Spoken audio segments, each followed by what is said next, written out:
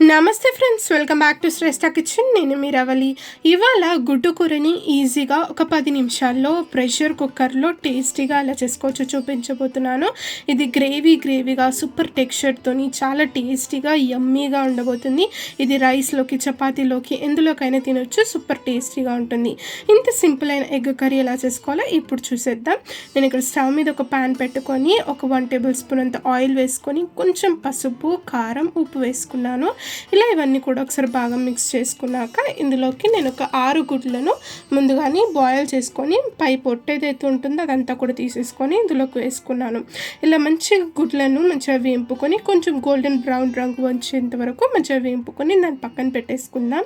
ఇదే స్టవ్ మీద నేను ఒక ప్రెషర్ కుక్కర్ పెట్టేసుకొని ఒక 2-3 టేబుల్ స్పూన్లు ఆయిల్ వేసుకున్నాను.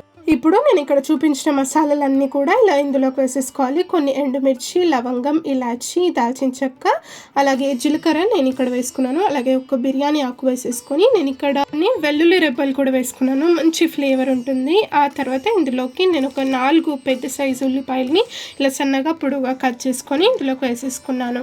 ఇలా ఉల్లిపాయలు వేసుకున్నాక కొంచెం ఉప్పు వేసుకొని ఇదంతా కూడా మంచిగా మగ్గించుకోవాలి. ఉల్లిపాయలని ఇలా కొంచెం రంగు మారేంత వరకు వీటిని బాగా వేయించుకొని తీసుకోవాలి. ఉల్లిపాయలు చూసారా ఈ విధంగా మనకు మంచిగా వేగాక ఇందులోకి ఒక 3 మీడియం సైజ్ టమాటాలను అలాగే 3 పచ్చిమిర్చిని కూడా ఇలా చీలికలుగా కట్ చేసుకొని వేసుకోవాలి.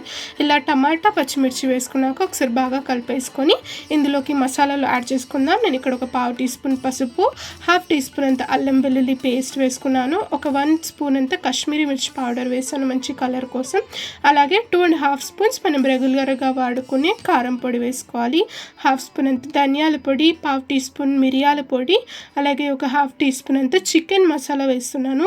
చికెన్ మసాలా వల్ల మంచి ఫ్లేవర్ అని చాలా అంటే చాలా టేస్టీగా ఉంటుంది ఎగ్ కర్రీ. ఆ తర్వాత రుచికి సరిపడా ఉప్పు వేసేసుకొని ఈ మసాలాలన్నీ కూడా ఒకసారి బాగా మిక్స్ చేసేసుకోవాలి. ఇలా ఈ మసాలాలన్నీ కూడా ఒక నిమిషం సేపు మంచిగా వేయింపుకోవాలి.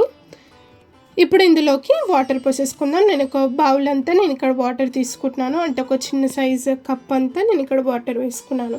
ఇలా వాటర్ వేసుకుని ఒకసారి బాగా కలిపేసుకొని నేను ఇక్కడ కుక్కర్ మూత పెట్టేసుకుంటున్నాను. మూత పెట్టుకొని ఒక 3 విజిల్స్ వచ్చేంత వరకు దీన్ని బాగా ఉడికించుకుందాం.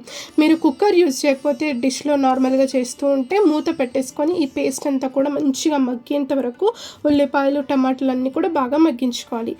నేను ఇక్కడ 3 విజిల్ల తర్వాత చూపిస్తున్నానండి. మూత తీసి చూసారా ఈ విధంగా అయితే మనకు గ్రేవీ, ఈ ఉల్లిపాయలు, టమాటాలు అన్నీ కూడా మగ్గిపోయి ఉంటాయి. ఇలా ఒకసారి బాగా కలిపేసుకున్నాక ఇందులోకి మనం ముందుగా వేయించి పెట్టుకున్న గుడ్లు ఉన్నాయి కదా అవన్నీ కూడా ఇందులోకి యాడ్ చేసేసుకుందాము.